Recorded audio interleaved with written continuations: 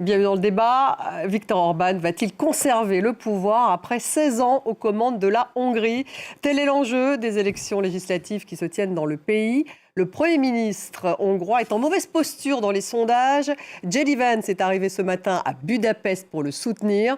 Le vice-président américain a affirmé vouloir envoyer un signal aux bureaucrates de Bruxelles lors de sa conférence de presse commune avec Orban. C'était à Budapest en début d'après-midi.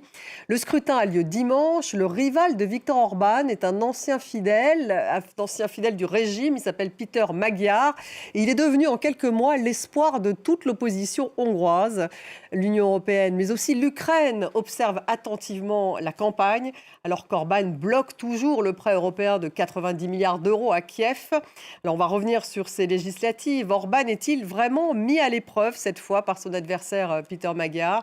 Pourquoi J.D. Vance a-t-il fait le déplacement et quel impact sur le scrutin? Quelles sont les conséquences de ces élections pour l'Ukraine et pour l'Union européenne? Le système Orban est-il en péril?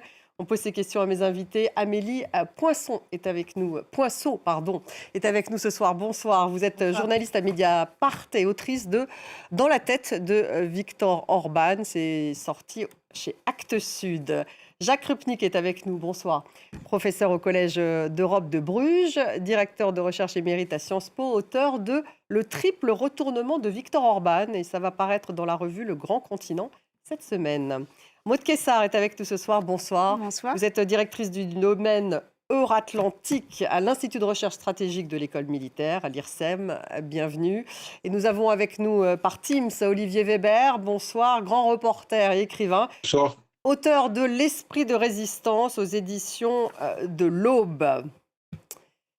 L'enjeu de ces élections législatives de dimanche en Hongrie dépasse donc très largement la Hongrie. Et ce sont les jeunes Hongrois qui pourraient faire basculer le scrutin en faveur du rival de Viktor Orban, Péter Magyar. On fait un point en image. Il flotte au-dessus du Danube des airs de changement. À quelques jours d'un vote crucial, les jeunes pourraient faire basculer l'élection. Beaucoup disent espérer un renouveau. Le parti du Premier ministre Viktor Orban, le Fidesz, est donné perdant aux législatives, ce qui mettrait fin à 16 ans d'un pouvoir pro-russe accusé de dérives autoritaires. J'ai grandi sous le régime du Fidesz de Viktor Orban. J'y suis depuis l'âge de 2 ans. Je ne connais rien d'autre. J'en ai surtout subi les conséquences négatives. Je n'ai rien vu de positif. J'espère vraiment qu'un changement positif surviendra dans ma vie. Cette électrice n'est pas forcément emballée par Péter Magyar, le leader du principal parti d'opposition donné gagnant, mais déclare vouloir voter pour lui au nom du changement de régime. Et les sondages semblent confirmer cette tendance. Près de 65% des électeurs de moins de 30 ans soutiendraient, selon l'Institut, le principal opposant. Le Fidesz d'Orban ne serait soutenu que par 14% des jeunes Hongrois. L'alternative, ce jeune électeur la voit plutôt du côté de l'extrême droite. Il n'en reste pas moins qu'il est fermement opposé à Viktor Orban. Aux yeux des jeunes, le Fidesz est perçu comme une bande de vieux grincheux, corrompus et bornés. Le Premier ministre, bien conscient que la jeunesse pourrait faire basculer l'élection, a multiplié les messages à son égard. Chers jeunes, nous ne vous avons pas oubliés en temps de guerre. Et il peut compter sur des soutiens parmi les plus jeunes qui admirent sa dimension internationale. Viktor Orban possède une vaste expérience et d'excellents contacts à l'étranger, notamment avec Donald Trump et Vladimir Poutine. La visite du vice-président américain J.D. Vance ce mardi à Budapest pourra-t-elle inverser la tendance? Les Américains entendent manifester très concrètement leur soutien à Orban. Une opération qui pourrait rebooster sa cote de popularité à quelques jours des élections du 12 avril. Amélie Poinçon, est-ce qu'on peut dire que cette fois, il peut perdre, Viktor Orban? Oui, en tout cas, ce qu'on peut dire, c'est qu'il n'a jamais été autant en difficulté. Alors, il faut prendre quand même avec prudence les sondages, parce qu'il se trouve que le système électoral, le mode de scrutin hongrois a justement été modifié par Viktor Orban lui-même et le Fidesz au début de ses mandatures. Pour le favoriser. Pour le favoriser. C'est un scrutin qui favorise les circonscriptions rurales, ce qui ne veut pas dire que si on a une majorité de voix dimanche soir en faveur de Tissa, le parti de son opposant, ça ne veut pas dire que Tissa aura la majorité au Parlement. Donc, c'est, Parce qu'il y a un scrutin, oui, c'est ça, un scrutin national et ensuite, voilà, et en même temps un scrutin scrutin entre deux types de listes, nationales et locales. et il peut y avoir des transferts de voix. Donc ça va être assez subtil à analyser. En tout cas, moi je prendrais avec prudence encore les sondages, même s'ils donnent une large avance pour l'instant à Peter Maillard. De fait, depuis 2010 et la succession de ces mandats de Viktor Orban au pouvoir, il n'a jamais été autant en difficulté. Il y a 2 ans, lors des élections européennes, il avait déjà subi un recul important, mais il était encore à 45% des voix. Et c'est à ce moment-là que Peter Maillard était arrivé avec 30% des voix comme un concurrent sérieux à Orban. Donc là, il a poursuivi évidemment sur cette lancée. En quelques mots, il est devenu ce concurrent sérieux. Pourquoi, d'après vous, Jacques Rupnik? Il vient du système, finalement, Peter Maillard. C'est un conservateur, mais alors il est pro-européen, contrairement à Orban. Ce serait ça ce qui les distingue? Oui, il propose un changement, une rupture avec Orban, mais c'est un changement politiquement dans la continuité. Parce qu'il y a eu des tentatives pour mettre Orban en difficulté. Ça fait 16 ans qu'il est au pouvoir. Il a gagné 4 élections de suite. Et il y a eu toutes sortes de candidats, centre-gauche, etc. Tout a été essayé.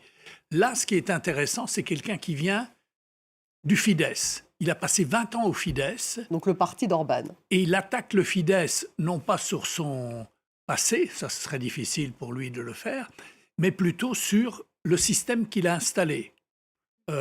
Contrôle par l'État de toutes les institutions, contrôle la corruption, le népotisme, les médias, etc. Et donc ça, c'est quelque chose que la jeune génération entend.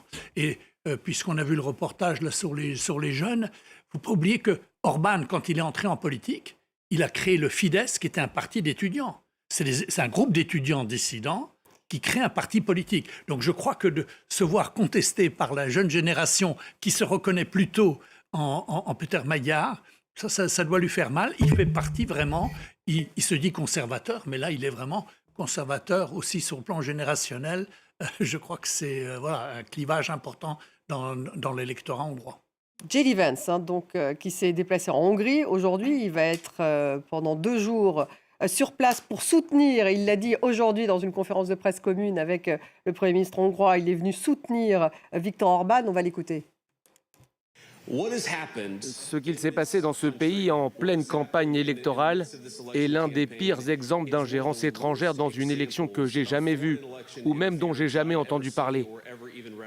Les bureaucrates de Bruxelles ont cherché à détruire l'économie hongroise.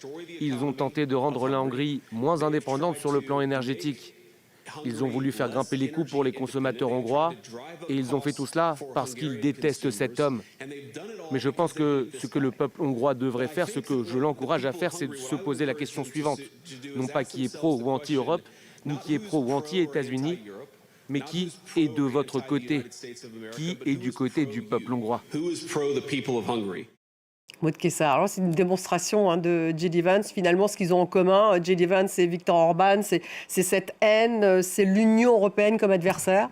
Alors absolument, et là J.D. Vance est parfaitement cohérent avec sa ligne, et cette ligne qu'il porte depuis dès avant le fait qu'il accède donc au poste de vice-président des États-Unis. C'est ce qu'il a rappelé à Munich, c'est ce qui a été rappelé dans les documents stratégiques américains aussi portés par J.D. Vance. Et là, finalement, J.D. Vance est dans sa ligne assez confortable et il vient surtout ici à Budapest parce que cette élection hongroise, plus que toute autre, plus que toutes les autres élections qui vont avoir lieu cette année en 2026, donc de ce côté de l'Atlantique, pour l'Union européenne, c'est celle-là qui compte pour les Américains trumpistes parce que c'est avec la Hongrie sert de modèle, de laboratoire.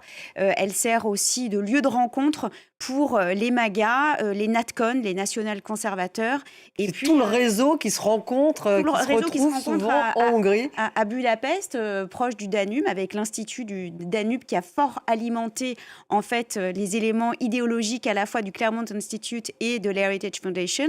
Donc ici, en fait, c'est ces soubassements idéologiques des MAGA européens, puisque l'idée est de faire un Make Europe Great Again depuis Budapest. Et donc, si Orban venait à tomber, eh bien, l'Amérique MAGA perdrait un de ses relais puissants, un relais puissant qui est anti-Bruxelles et donc qui s'inscrit parfaitement dans la ligne de J.D. Vance et de l'ensemble de ses supporters. Olivier Weber, ce qui les rapproche, donc, c'est cet ennemi européen. Et puis, l'Ukraine, qui, dans cette campagne, fait partie de tous les maux, hein, est accusée de tous les maux par Viktor Orban. Et je cite J.D. Vance, hein, donc, lors de cette conférence de presse, « La guerre doit se terminer et c'est la Hongrie qui a la bonne approche avec la Russie ». Voilà ce qu'a dit J.D. Vance. Donc, on peut dire que l'Ukraine est dans la ligne de mire de ces deux hommes. Et bien sûr, les Ukrainiens regardent ce qui va se passer. Oui, bien sûr, c'est presque une ironie de l'histoire que de voir que la Hongrie est presque un pont, on va dire, entre Moscou et Washington. Et le fait que J.D. Vance parle de la Hongrie comme partenaire important de la paix en Ukraine, c'est aussi un peu ironique, parce que lui-même parlait, J.D. Vance, d'interférence ou d'ingérence de Bruxelles, vous l'avez rappelé.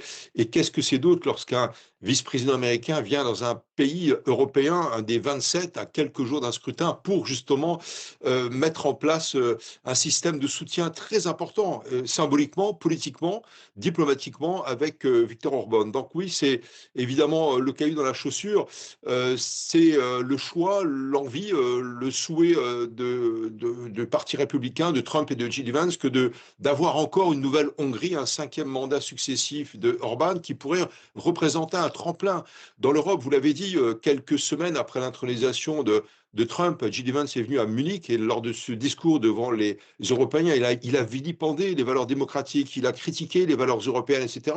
Et justement, c'est ce qu'a fait Orban depuis des années, depuis 2010, depuis son premier mandat. Et ce qui est intéressant de voir, c'est justement les indécis qui sont encore nombreux, qui pourraient basculer d'un côté comme de l'autre. Il faut bien voir aussi que Orban n'a pas rassemblé, je pense, la totalité de ses soutiens encore à l'heure actuelle. On le voit dans le flottement des sondages, mais ça peut jouer aussi pour Peter Maillard. Donc c'est vraiment un choix stratégique très important. C'est vraiment une partie de l'avenir de l'Europe qui se décide dans les jours qui viennent, en tout cas dimanche. Et je rappelle simplement que la Hongrie, depuis 2010, a énormément bénéficié donc de l'aide européenne, tout en critiquant, bien sûr, l'unité de l'Union européenne. Donc c'est un paradoxe que Orban a assumé, mais en même temps que la jeunesse hongroise est en train de contester. L'Ukraine, alors, est-elle le bouc émissaire d'Orban pendant cette campagne? On a beaucoup parlé de ces explosions autour d'un pipeline gazier. Les Serbes qui ont dit qu'ils avaient trouvé des explosifs, c'était hier ou avant-hier, dimanche me semble-t-il, dans un pipeline qui fait transiter le gaz russe à travers les Balkans vers la Hongrie. Viktor Orban a donné l'impression d'accuser l'Ukraine d'un sabotage. On va l'écouter. Je ne voudrais pas nuire davantage aux relations entre l'Ukraine et la Hongrie en accusant un pays, disons l'Ukraine, sans connaître les faits. Je ne le ferai donc pas tant que nous n'aurons pas les faits. Cependant, il est indéniable que ce que nous vivons ici s'inscrit dans une série d'événements, car les Ukrainiens en ont les moyens et sont prêts et capables de faire une chose pareille. Amélie Poisson, c'était comme ça pendant toute la campagne. Alors, Oui, pourquoi s'en prendre avec autant de véhémence à l'Ukraine? Il faut dire que oui, ça a été une campagne très sale. Il n'y a jamais eu de campagne de ce type avec autant de propagande, de fake news, y compris avec l'usage de l'intelligence artificielle, etc. Et notamment, le Fidesz a beaucoup joué sur, évidemment, la guerre russe en Ukraine, en diffusant des images simulant l'envoi de soldats d'Hongrois en Ukraine. Et avec des mesures de rétorsion, évidemment, et des ripostes russes. Il veut symboliser l'homme de paix, en fait. C'est ça, voilà, lui, vraiment, évidemment, sa campagne s'était axée sur gardons une Hongrie en paix, gardons la sécurité, etc. Mais quitte à tordre, effectivement, complètement la réalité. Et du coup, il en a oublié les préoccupations quotidiennes, économiques et sociales du peuple hongrois. Et c'est là-dessus, en fait, que Peter Maillard, évidemment, a progressé et pourrait l'emporter. C'est que lui, dans son programme, il a mis en avant des allocations familiales, l'augmentation de certains salaires, des pensions de retraite, etc. Ce que Viktor Orban, depuis quelques années, a complètement délaissé, puisqu'il a joué vraiment la carte de la stature internationale, l'idéologisation à outrance et l'alliance avec les extrêmes droites qui n'est pas nouvelle, qui n'arrive pas avec Trump. Ça date de 2014-2015. Et à ce moment-là, il a commencé à jouer des alliances partout en Europe et dans le monde entier. Maud Kessar. Ce qui est intéressant dans cette stratégie en fait de diversion que opère Orban, c'est justement qu'il ramène en fait à un sujet de sécurité ou qui serait plus international et sur lequel il est a priori à l'aise, finalement ce débat parce qu'il voit qu'il est en perte de vitesse. Et c'est d'autant plus intéressant que c'est exactement la stratégie que les Trumpistes utilisent aussi quand ils veulent faire diversion sur des objets de politique intérieure. Trouver un bouc émissaire. Gênant, absolument. C'est le bouc émissaire, le scapegoat, absolument. Le bouc émissaire, c'est l'Ukraine. Et Bruxelles. Il faut quand même préciser aussi que la Hongrie est ultra dépendante du pétrole et du gaz russe et qu'il y a aussi évidemment des intérêts géostratégiques qui peuvent expliquer aussi le positionnement d'Orban. Avec ce gazoduc dont on parle sans arrêt Orban, il accuse les Ukrainiens justement de couper l'alimentation en gaz russe de la Hongrie. Donc ça aussi, il l'a beaucoup dit pendant sa campagne. Oui, parce que la Hongrie est très dépendante, effectivement. Et donc ça, c'est un argument qui a son poids, surtout dans ça pèse sur l'électorat hongrois que de dire c'est la faute des Ukrainiens. C'est que nous n'avons pas d'autres sources d'énergie. Nous sommes un pays qui dépend du pétrole russe, bon marché. Il est quand même un tiers en dessous du prix mondial. Et donc, ça, c'est un argument. Mais surtout, ce qu'en a fait Orban, c'est une attaque contre l'Ukraine et Zelensky. Donc, il n'y a pas seulement le problème de l'approvisionnement, c'est que ça a été, en quelque sorte, délibérément provoqué par l'Ukraine, ou en tout cas, les Ukrainiens ne font pas ce qu'il faut pour le réparer. Et à partir du moment où... Mais il faut dire qu'il y a eu la riposte de Zelensky. Il a dit, si ça continue, nous, on peut envoyer des soldats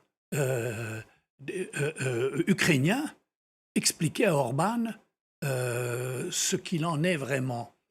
Une menace. Et même Peter Magyar, l'adversaire donc de Orban dans la campagne, a dit aucun étranger n'a le droit de menacer un Hongrois. Et donc, mais Peter Magyar n'est pas sur cette ligne-là.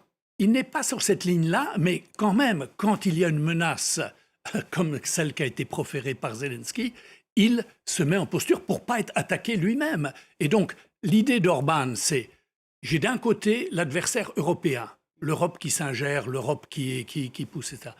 L'Europe fauteur de guerre, puisque l'Europe se prépare en quelque sorte à la guerre contre la Russie. À la guerre contre la Russie. Et d'autre part, il y a l'Ukraine qui non seulement sabote l'oléoduc, mais qui, en quelque sorte, mène une politique dangereuse, refuse un plan de paix. Sous-entendu, nous pourrions être les bons offices entre Trump. Il est sur la ligne Trump sur l'Ukraine.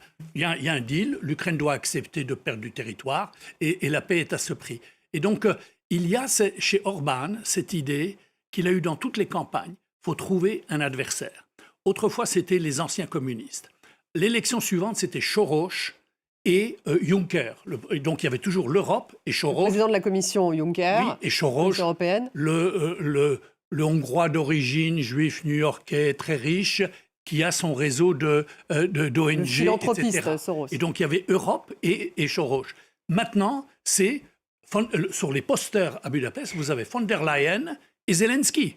Donc, vous avez là les fauteurs de guerre, en quelque sorte. Moi, je suis le candidat de la paix. L'ironie de l'histoire, c'est que le candidat de la paix, aujourd'hui, s'est présenté aux côtés de J.D. Vance, le vice-président américain, au moment même où le président américain vient de déclarer qu'il allait éradiquer la civilisation perse, la civilisation iranienne. Et donc, l'Amérique est en guerre. L'idée que l'Amérique, aux côtés de la Hongrie, est un symbole de paix contre une Europe fauteur de guerre, c'est absolument absurde. Et c'est pas... Donc, je crois que J.D. Vance est là, mais je crois que d'une certaine façon, Orban était soulagé que la visite ne soit pas celle de Trump, parce que la visite, initialement, c'était ce qui était prévu. L'idée que la visite de quelqu'un comme Trump, qui est en train de mener une guerre déchaînée pour faire passer un message de paix, c'est un peu difficile. Et d'ailleurs, J.D. Vance a mis en avant le fait qu'il y avait des négociations pendant cette conférence de presse. J'imagine que ce n'est pas tout à fait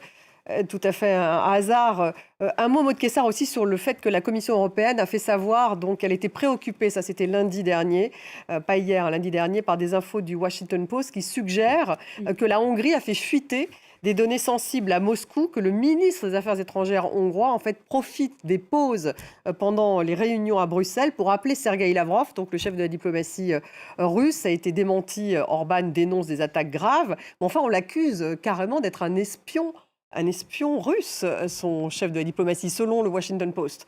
Alors, ces hommes politiques s'appellent beaucoup. Il faut rappeler aussi que Trump téléphone beaucoup et qu'il appelle très souvent Orban, puisqu'il passe ses journées à téléphoner. Et c'est d'autant plus inquiétant que finalement, le signal que montre Vance en venant ici soutenir Orban, c'est aussi la politique russe des États-Unis qui s'inscrit dans le long terme, c'est-à-dire le rapprochement idéologique majeur entre Moscou et Washington, dont en fait Orban devient le trait d'union. Et ça, c'est un signal très important pour les Européens, et les Européens de Bruxelles en particulier. Et donc, c'est aussi une sorte de warning pour la suite des élections qui vont avoir lieu en Europe après la Hongrie et jusqu'en 2027. Oui, donc avec ce pour ou contre l'Europe, Olivier Weber, et puis ce prêt à l'Ukraine de 90 milliards d'euros qui est toujours refusé par Viktor Orban, et comme il faut la majorité, il faut l'unanimité. Du coup, ce prêt n'a toujours pas été débloqué par l'Union européenne. Est-ce qu'on peut dire que si Orban perd cette fois, eh bien, il sera débloqué, ce prêt à l'Ukraine ? Oui, parce que ça fait partie du programme de Peter Maillard, d'abord de lutter contre la corruption, et puis deuxièmement, de participer à ce déblocage. D'abord, déblocage des fonds de la Commission européenne qui ont été gelés par Bruxelles pour la Hongrie, pour des questions de manquement à l'état de droit, et justement pour cette question de corruption, donc quand même assez importante encore en Hongrie. Et puis, bien sûr, Peter Maillard pourrait, donc s'il est élu, participer à ce déblocage, même s'il existe quand même des procédures d'exception, hein, avec l'option de Orban qui remporterait néanmoins les élections de dimanche. Donc c'est encore possible de débloquer. Mais évidemment, Peter Maillard veut arrimer non seulement la Hongrie un peu mieux à l'Union européenne, mais aussi à l'OTAN. Et c'est ça aussi qui plaît à une partie de la jeunesse, qui sent bien évidemment qu'il y a un alignement d'Orban. Vous parliez justement de ces fuites apparemment avérées quand même du ministre des Affaires étrangères d'Orban à Moscou vers son homologue Lavrov. Évidemment, c'est carrément assimilé une sorte d'espionnage. En tout cas, c'est très très mal vécu par les autres ministres des Affaires étrangères des 26 pays européens. Donc voilà, donc là, il y a ce jeu. Ça plaît quand même à une partie de la jeunesse et une partie de la population hongroise qui veut non pas totalement aider l'Ukraine, mais qui veut en tout cas rester un peu plus dans la cohésion, dans l'unité de l'Union européenne. Vous le disiez, hein, c'est la règle du consensus, évidemment. Il suffit qu'il y ait un blocage avec un seul État pour que certaines décisions importantes, malgré ces procédures exceptionnelles, donc qui permettent sur le financement, sur la défense, de faire des opt-out, hein, de sortir un peu de l'unanimité. Mais en tout cas, évidemment, c'est la règle de base. Et là, Peter Maillard a une carte à jouer, il le sait. Évidemment, ça arrangerait bien sûr la continuité de l'aide de l'Union européenne vers l'Ukraine au moment où elle est bien sûr malmenée par les dirigeants américains. Amélie Poinçon, parce qu'effectivement, il y a ce prêt à l'Ukraine et puis ces fonds européens qui sont immobilisés pour l'instant, justement parce que cette démocratie illibérale de Orban ne plaît plus à l'Europe. Donc, est-ce que finalement Peter Maillard joue là-dessus aussi en disant on va pouvoir débloquer ces fonds européens si je gagne ? Oui, alors dans la campagne, Peter Maillard justement a quand même est resté prudent sur ces enjeux-là européens et vis-à-vis de l'Ukraine. Il ne s'est pas trop mis en avant sur ces sujets-là puisqu'il sentait justement que ça pouvait être sensible. Et voilà, il s'est mis un petit peu en retrait de ça. Ce qu'il faut savoir aussi, c'est que... Pour s'intéresser plus aux problèmes internes, ce que vous disiez, économiques. Justement. Et ce qu'il faut savoir aussi, c'est que la façon dont Viktor Orban a systématiquement bloqué, notamment les sanctions européenne à l'égard de la Russie, il a aussi derrière toujours cédé. Donc c'est un jeu en fait politique avec Bruxelles qui a évidemment énormément agacé à Bruxelles. Ça a été un bras de fer permanent. Mais de ce point de vue-là, évidemment, du côté des institutions européennes, il y a eu une lassitude et il y aura certainement, pour une grande majorité de dirigeants européens, un soulagement si jamais il y a un changement de majorité à Budapest. Mais ce que je voudrais souligner aussi, c'est qu'en fait, si Viktor Orban échoue dimanche soir et si Peter Mayer accède donc aux manettes de la Hongrie, en fait, il n'y a pas seulement ces enjeux-là, il y a aussi comment rétablir l'état de droit en Hongrie. Et ça va être un chemin très long. On le voit avec la Pologne, comment c'est compliqué. Alors la Pologne fait face à une situation de cohabitation, mais de fait, c'est extrêmement compliqué de revenir sur toutes ces réformes. Et ces réformes ont été multiples, que ce soit sur l'indépendance de la justice, l'indépendance des médias. Ça n'a duré que 8 ans en Pologne, me semble-t-il. Oui, et alors que là, on y parle est de depuis 16 ans. 2010.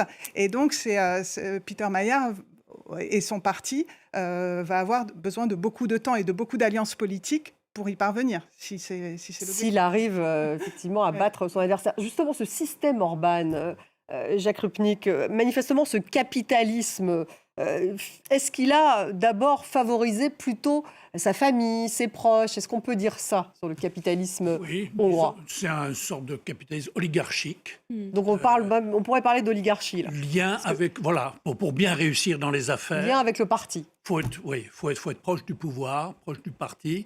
Et donc, oui, en ce sens-là, il a été aussi très habile en attirant des capitaux étrangers, chinois, hein, et allemands.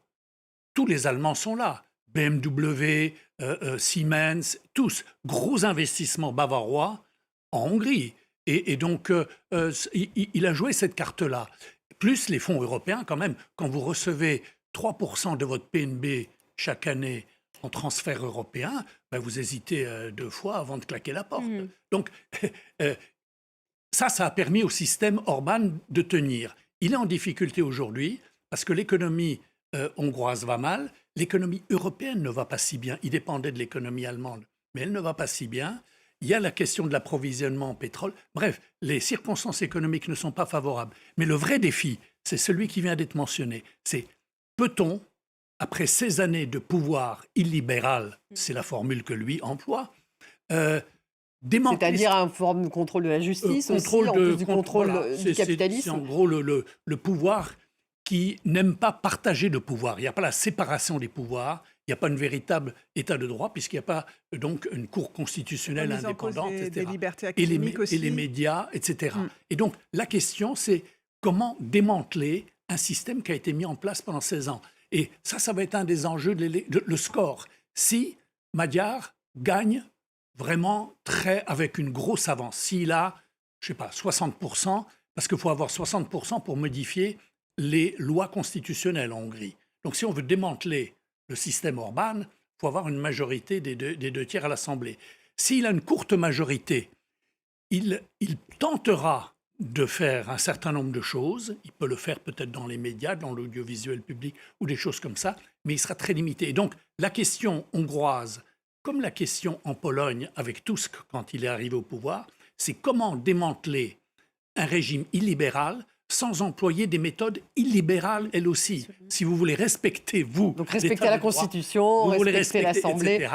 Or, Orban a tout mis en place. Tous les leviers de pouvoir sont verrouillés par lui. Donc, le démantèlement, c'est une affaire qui exigerait une grosse majorité et aussi la durée. Et ça, c'est pas sûr que les résultats de ces élections nous permettent ce scénario. C'est pour ça que ce laboratoire hongrois est si intéressant et autant scruté finalement par les partenaires américains, parce qu'ils y voient un modèle, ce modèle illibéral, ils y voient un relais, un partenaire en Europe qui pourrait donc donner lieu à d'autres modèles, mais ils y voient aussi leurs propres limites et ils y voient aussi la projection de leurs propres élections, les midterms donc qui arriveront en novembre 2026. Et le fait d'avoir cette élection un petit peu test en Europe est aussi un test pour l'Amérique de Donald Trump, et je dirais plus pour l'Amérique de J.D. Vance en particulier, car c'est peut-être lui qui pourrait reprendre finalement le flambeau trumpien par la suite, et qui a aussi ce projet finalement de s'appuyer sur des régimes illibéraux, mais pas seulement en Europe. Et donc l'exemple hongrois pour lui est particulièrement important, comme l'appui aussi de l'Italie de Giorgia Meloni. Alors justement, on ne l'a pas vraiment vu, Giorgia Meloni. Est-ce qu'elle appuie véritablement Viktor Orban? Là, en tout cas, pendant ces élections, on ne l'a pas vu. Si? Elle a été discrète. Ouais, elle a été Il y a eu des discrète, mais messages de Marine Le Pen, etc.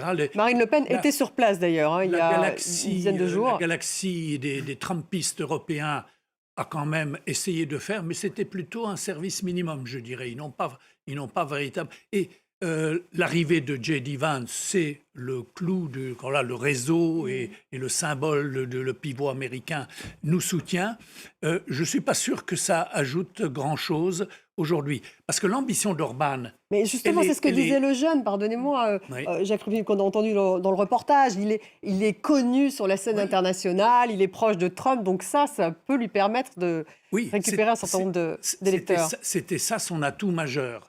Je suis non seulement l'interlocuteur du président américain, c'est le seul leader européen mentionné par Trump pendant sa campagne électorale. Donc voilà. Et je vais faire le réseau trumpiste en Europe, à commencer par les patriotes, donc un groupement de patriotes. Et il a commencé en Europe centrale, avec la Slovaquie de Fico, le Tchèque Babiš, et ainsi de suite. Il crée un réseau pour recomposer la politique européenne. C'était ça l'ambition, disons, des Trumpistes européens avec Orban à sa tête. S'il perd les élections, je peux dire que cette ambition-là sera en recul. Elle ne disparaît pas, parce que la poussée de la droite et de la droite populiste en Europe, elle est là. C'est pas Orban qui l'a inventé. Il ne disparaîtra pas, lui, du paysage politique non plus. Il a été le précurseur, il pensait être le rassembleur. Eh bien, s'il perd l'élection, il n'y aura pas de rassembleur, mais le problème restera là. Est-ce qu'il pourrait contester ? C'est la question qu'on pose. Alors, ça pourrait être très intéressant justement pour l'Amérique trumpiste qui envisage toujours finalement, même pour les Européens, et là il y a peut-être effectivement la question d'ingérence qui se pose, de se demander comment on procède au vote aussi en Europe. Et le propos de J.D. Vance, que l'on a rappelé un petit peu plus tôt dans ce débat, où il parle d'ingérence informationnelle de Bruxelles, était assez ironique et un propos tout à fait inversatoire, mais qui est une pratique usuelle de J.D. Vance, qu'il utilise aussi aux États-Unis, et aussi pour commenter en fait ce qui peut se passer dans d'autres États qui ne verseraient pas du bon côté du modèle politique qu'il souhaiterait. Donc c'est toujours l'ennemi de l'intérieur aussi. C'est toujours l'ennemi de l'intérieur. Et puis il faut rappeler aussi que le fait de s'afficher avec J.D. Vance et la puissance américaine, c'est aussi s'afficher toujours avec ce partenaire militaire important, car dans une Europe qui risque d'être de plus en plus amenée à avoir des négociations plus bilatérales que multilatérales avec l'allié américain ou le partenaire américain, c'est important aussi peut-être de rappeler qu'on a l'oreille, non pas de Washington, mais en tout cas de Mar-a-Lago. Olivier Weber, vous êtes d'accord avec ça? C'est évidemment, ce scrutin se replace dans la relation entre les États-Unis et l'Union européenne, qui en ce moment évidemment est très malmenée par Trump et cette présence de J.D. Vance qui veut montrer qu'il est proche du système Orban contre l'Union européenne. Oui, bien sûr, c'est pour ça que cette élection est extrêmement importante, bien sûr, enjeu national pour les Hongrois, mais deuxièmement, enjeu pour l'Europe. Une partie de l'avenir de l'Europe se joue là dimanche. Et puis troisièmement, l'enjeu international avec ce triangle qui pourrait se constituer, se renforcer entre les États-Unis, la Russie et bien sûr la Hongrie. Si jamais Orban perd les élections, si c'est Peter Mayer qui remporte avec son parti TISA, évidemment, le scénario du cheval de Troie sera totalement mis à mal. Il est intéressant de voir comment Orban a joué justement sur la fibre nationaliste et populiste du peuple hongrois, tout en recevant ces aides de la part de l'Union européenne. Ce sont à peu près 3% du PNB, évidemment, on en a parlé tout à l'heure. C'est plusieurs milliards d'euros qui sont alloués chaque année. Sauf que là, la Commission européenne a bloqué 20 milliards d'euros pour ces histoires de manquement de droits. Il y a un vrai enjeu économique, il y a aussi l'enjeu politique. Et puis après, il y a évidemment la question du soutien ou non de l'Ukraine. Il y a le déblocage des 90 milliards. Évidemment, ça sera le cas si Peter Mayer arrive au pouvoir dimanche soir ou lundi matin. Mais il y a, vous voyez, ce côté poupée russe qui s'entremêle, si je puis dire. Et effectivement, cela dépasse largement l'avenir du parti Fidesz ou l'avenir du parti TISA. C'est vraiment l'avenir de l'Europe qui se joue. Et simplement aussi, pour finir, vous savez, vous parliez tout à l'heure, Stéphanie Antoine, de cet attentat potentiel sur le pipeline. On pense évidemment que c'est ce qu'on appelle un faux drapeau, une opération menée sûrement par les services pro-Orban et peut-être même avec l'aide des Russes derrière. Pourquoi? Parce qu'évidemment, le meilleur service qu'on peut rendre à Orban, c'est de relancer cette fibre nationaliste et populiste du peuple hongrois. Nous sommes attaqués, nous sommes menacés. Et c'est un scénario aussi de guerre hybride à laquelle les Européens doivent se préparer. On l'a vu aux Pays-Baltes, on l'a vu en Roumanie, on l'a vu ailleurs.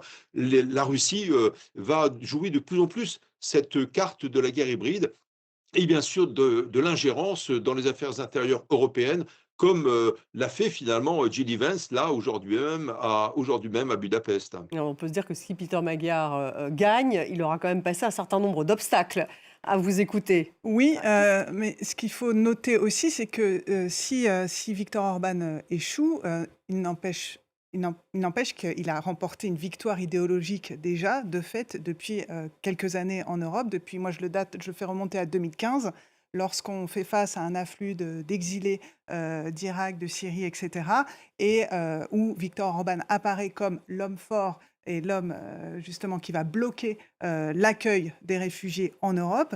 Et c'est à ce moment-là, en fait, qu'il apparaît vraiment et qu'il extrême droitise son discours et qui gagne finalement en étant le leader d'un petit pays, faut-il le rappeler quand même, de 9,5 millions d'habitants. Et donc, quelle que soit l'issue du scrutin, en fait, depuis 10 ans, Viktor Orban a gagné une bataille idéologique en Europe. Vous êtes d'accord, Jacques Rupnik? Même s'il ne gagne pas cette bataille idéologique, cette idéologie en tout cas reste. Elle reste puissante en Europe. Oui, parce que donc on peut dire un nationalisme, conservatisme, valeurs chrétiennes, etc. Donc ça c'est le fond de commerce. Antilibéralisme, je dirais, le plus important, c'est contre la démocratie libérale, mais c'est contre quoi? Et l'ennemi, c'est le libéralisme. C'est le libéralisme que promeut l'Union européenne, libéralisme politique avec la séparation du pouvoir et l'état de droit, mais libéralisme sociétal, LGBT, minorité, tout ce que vous voulez mettre dans cette lignée-là. Et ça, ça ne va pas disparaître avec Orban, parce que le rival Peter Magyar, d'abord, il ne va pas démanteler la clôture qui est à la frontière de la Hongrie, il l'a déjà dit. Il sera très prudent sur les questions de société. Il y aura une ouverture quand même, incontestable. Mais je veux dire, ça sera un changement dans la continuité. Et puis, sur l'homosexualité, par exemple. Par exemple, alors là, certainement, il y aura une tolérance plus grande. Mais ce que je veux dire, c'est mesurer à quel point Orban a marqué, non seulement, vous avez dit, 16 ans au pouvoir, mais en fait, il est le seul rescapé de 1989. C'est le seul des leaders, de ceux qui ont fait tomber le régime communiste en 89, dans toute l'Europe de l'Est, c'est le seul qui soit encore là. Et donc, il y a quand même un phénomène Orban. C'est quelqu'un que les Européens adorent détester parce que c'est devenu leur bête noire. Et il le rend bien. Mais en même temps, il n'a jamais été exclu de l'Union européenne. D'ailleurs, on ne peut pas véritablement l'exclure. Il a l'habileté extrême il déteste l'Europe tout en restant dans l'Europe et en profitant. Il a été exclu de la droite européenne. Il a été exclu du PPE. Voilà. Il a été exclu du PPE par qui? Par Donald Tusk. La CDU allemande, les Autrichiens, tout le monde s'accommodait d'Orban.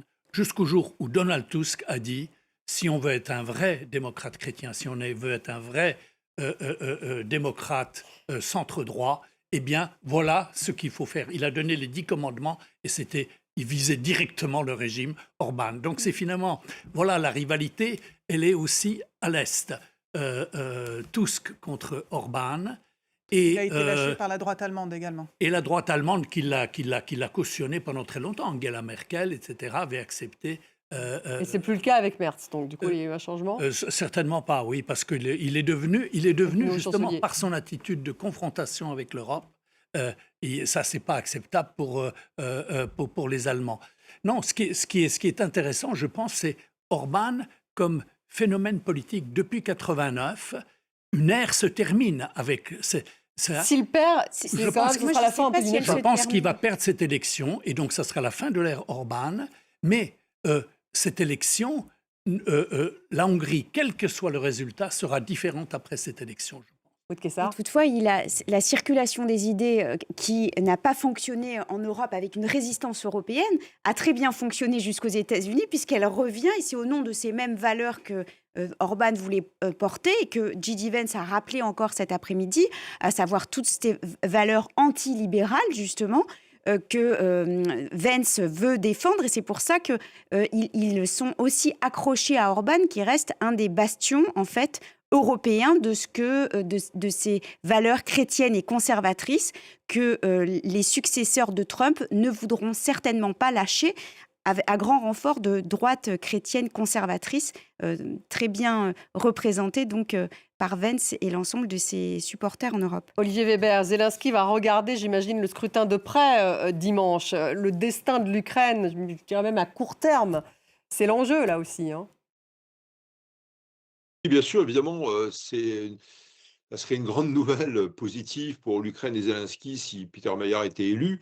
Je crois qu'il était un peu indélicat, évidemment, dans sa critique menaçante par rapport à la Hongrie et que certains Hongrois ont très mal pris. En tout cas, oui, bien sûr, cela permettrait de débloquer ces fonds européens, ces 90 milliards, peut-être aussi d'être un peu plus cohérent dans la cohésion, dans l'unité de la part de l'Union européenne pour l'aide non seulement militaire mais économique. Qu'est-ce qu'on peut faire? Le côté diplomatique également, maintenant qu'il y a ce lâchage, bien sûr, de la part des États-Unis. Et oui, pour Zelensky, ça serait une vraie bouffée d'oxygène, sachant évidemment que la Hongrie est très très proche de l'Ukraine géographiquement. Et puis deuxièmement, c'est une sorte de leçon aussi pour l'ensemble des pays de la partie orientale de l'Union européenne. Je pense aux pays baltes qui ont très peur évidemment de l'agression potentielle russe, de la Pologne également, qui est un des piliers du soutien à l'Ukraine, et puis peut-être aussi une remise en question de l'Europe, puisque l'adhésion de la Hongrie à l'Europe, l'intégration remonte à 2004. Le premier mandat de Orban, c'est 2010, et il n'a cessé depuis 2010 de détricoter tout ce qui avait été modèle d'intégration à l'Europe. Parce que vous savez qu'on regarde de très très près maintenant, ce sont les procédures qui ont été allongées d'ailleurs à cause d'Orban. Pour intégrer un pays, par exemple comme la Croatie en 2014, on a allongé le délai pour bien voir s'il n'y avait pas de remise en question souterraine, sous-jacente, de la part de la Croatie un peu plus tard, sur l'état de droit, sur la séparation des pouvoirs, sur le népotisme, et bien sûr et surtout sur la corruption. Donc Orban a joué un petit peu sur les deux tableaux, tout en recevant une bonne partie de l'aide européenne. Et je pense que ça peut représenter la victoire donc de Peter Mayer, si elle est avérée dimanche, un nouvel élan aussi pour la cohésion européenne. Et deuxièmement, pour répondre à votre question, pour l'aide pérennisée donc à l'Ukraine. Merci beaucoup Olivier Weber, Maud Kessar, d'avoir participé à cette émission. Jacques Rupnik et Amélie Poinceau. Merci donc d'avoir participé à cette émission que vous pouvez retrouver sur les réseaux sociaux, sur YouTube. Et je vous dis à demain.